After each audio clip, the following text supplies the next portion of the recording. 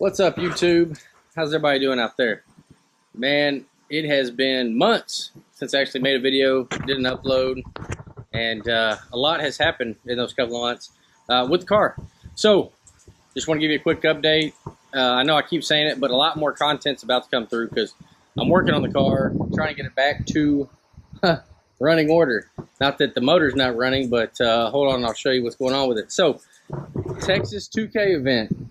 Got there, did some testing on the car, picked it up the day before with the new setup, which is a new ECU, and it's up on the lift right now, so I'm not going to pull it down, but I'll show that in the next video. So picked it up, did testing during the roll race event, did not qualify, unfortunately. I'm on the lowest power setting on the car, which is around 1100 horsepower. On the largest pulley possible, and that is not enough to go roll racing at Texas 2K. But we got some good data on the car, made some adjustments, and went out for the drag race event in the stick shift class. And on the very first qualifying pass, whose sock that is, man, bang! We done ripped the drive shaft apart. So, 3.5 inch aluminum drive shaft, no bueno. It ripped a section of it out. I think I already threw that section away, or maybe it's on my desk as a memento, but there it is. So, it ripped the drive shaft apart, and we were done for the weekend. So, no good date on the drag racing, no good times, no nothing. So, loaded it up, came home Saturday, and was disappointed. So, called up Lee at the drive shaft shop, told him everything, told him the scenario, and he recommended to go to a larger carbon fiber drive shaft.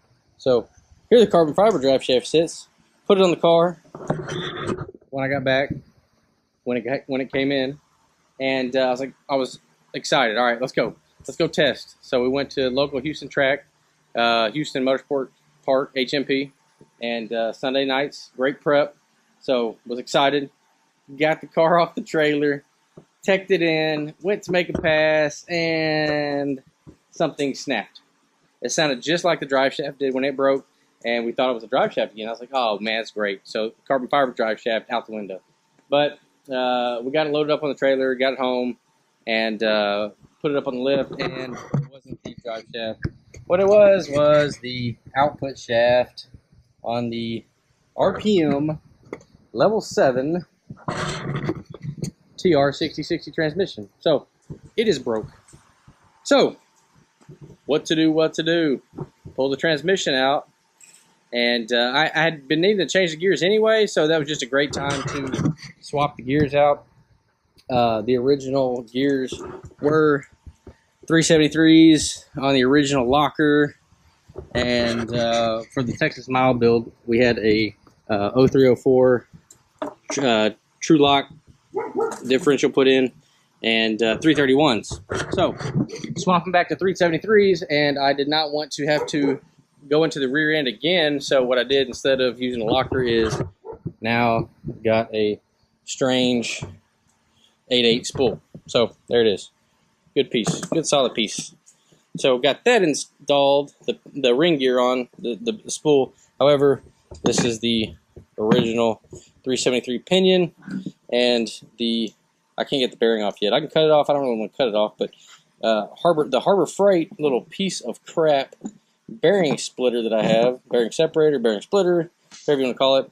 The edge on it, if you can see in the video, is not a knife edge. Man, it's over 1/8 of an inch. It's almost 3/16, 1/4 inch plate right there. So it can't get underneath the bearing. So I had to order, more expensive name brand bearing separator, and it'll be here tomorrow, so I can pull the bearing off. So Harbor Freight's good for a lot of tools. Some things not so good for. So I still sharpen Harbor Freight. I was there this weekend, but the bearing separator, I don't recommend the one that I bought, the large bearing separator, the 1/2 inch to 4 5/8. So don't recommend it.